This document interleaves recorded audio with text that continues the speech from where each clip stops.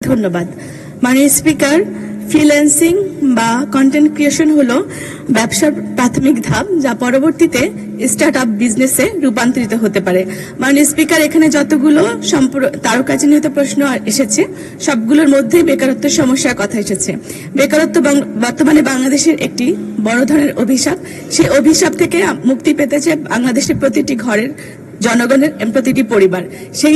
সেই লক্ষ্য থেকে প্রতিটি পরিবারে আমরা দেখি যে প্রত্যেকটা শিশু থেকে শুরু করে নবাগত শিশু থেকে শুরু করে স্কুল এবং কলেজ লেভেলের প্রত্যেকটা সেশনে কন্টেন্ট ক্রিয়েট করে একটা অর্থ উপার্জনের চেষ্টা তারা করে থাকে এবং নানা ধরনের সেখানে সামাজিক অবক্ষয়েরও আমরা লক্ষণ দেখতে পাই।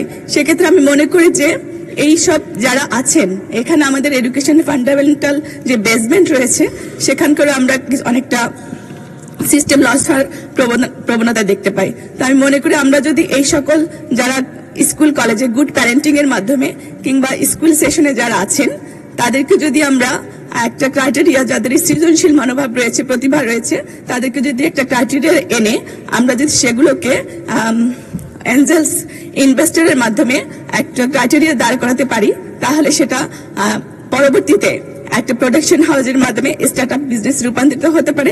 সেক্ষেত্রে জনগণ এবং রাষ্ট্র দুটোই সমানভাবে লাভবান হতে পারে। এবং আমাদের মাননীয় প্রধানমন্ত্রী ইতিমধ্যেই আমাদের যারা কন্টেন্ট ক্রিয়েটর আছেন তাদের 7.5% কর আর মওকুফ করেছেন। ধন্যবাদ মাননীয় স্পিকার। এবং আমার প্রশ্ন, আমাদের এই ধরনের কোনো পরিকল্পনা রয়েছে কিনা? মাননীয় মন্ত্রী। ধন্যবাদ মাননীয় স্পিকার। কন্টেন্ট আমি এতটুকু শুধু বলতে চাই, আপনি যতগুলো বিষয় উত্থাপন করেছেন সবগুলোতে এই সরকারের বড় ধরনের কার্যক্রম রয়েছে, সেটা আগামী বাজেটে আশা করি প্রতিফলন হবে। আর কন্টেন্ট ক্রিয়েটারের ব্যাপারে আমি একটু বলতে চাই, মাননীয় প্রধানমন্ত্রীর একটু বিশেষ ইন্টারেস্ট আছে, সুতরাং এটা প্রাধান্য পাবে, সেটা আপনি বুঝতেই পারছেন।